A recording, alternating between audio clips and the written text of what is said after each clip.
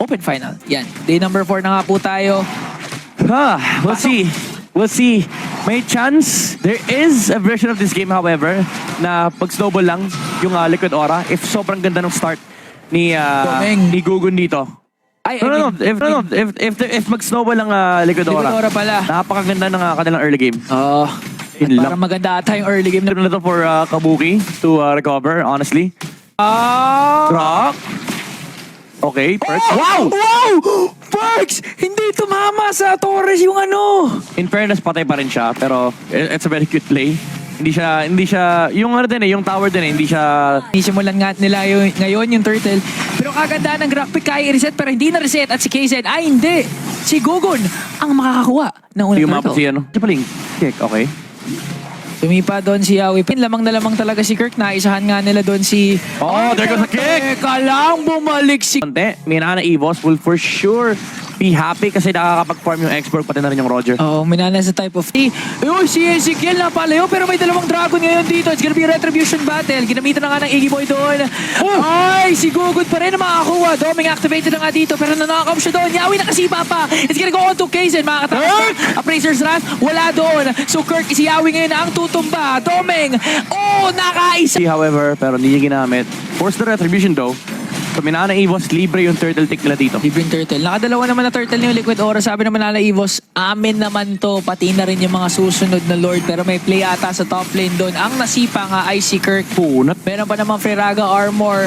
At here comes the counter punch. Sabi ni Perks, si Ezekiel na lang ang kunin natin. Nakapag-figure out naman para mapapaikot ata with the Iggy Boy. Pero here comes Kaizen. Ang ganda na pag-taunt niya pero si Yawi lang makakuha niya. Perks with the power of nature nandun to just to zone. Lancia, may double dash pa to. Pwede makaisa. Pero kakainin mismo ni Lancy si Gugun dito. If ever man magkakaroon tayo ng retribution battle.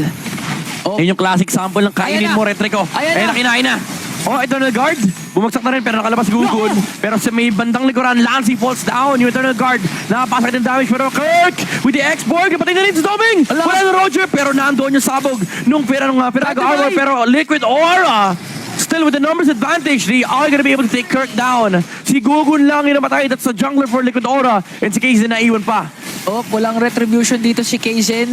Tatry pa ba kaya niya makasteal? That's Liquid Aura turning things around.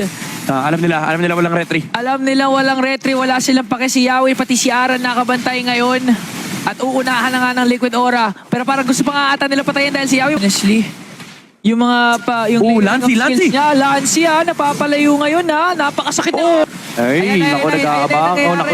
Naku, si Doming yung gusto nilang i-target doon. Nakapag-purify niya yung sipa doon ni Yawi. Sabi ni Aran, na-purify mga Way of the Dragon. Pero ako yung tunay na Dragon niyo. Tutumba ngayon si Doming sa kamay ng Liquid Aura. At parang hindi pa ata sila tapos. Sumagot naman dito si Kirk with the last insanity. Double kill na. Si Yawi ata yung sunod. Action yan. Alam din nila kung saan nagtatago si Yawi. Okay.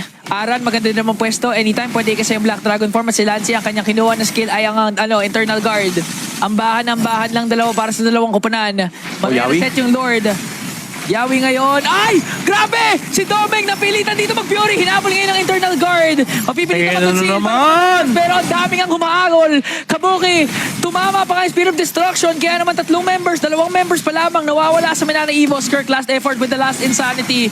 Pero hindi enough yung kanyang damage. Siya na atang susunod rin ngayon. Gugun ginamit yung retry para mahabol ngayon si Kirk. That's 3 members down. Kaizen, endable. Might be endable for Minana Evos. Kabuki going in.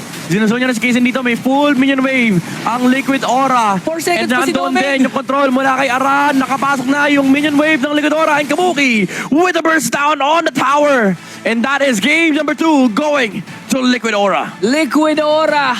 Ito yung sinasabi mo kanina na hindi kailangan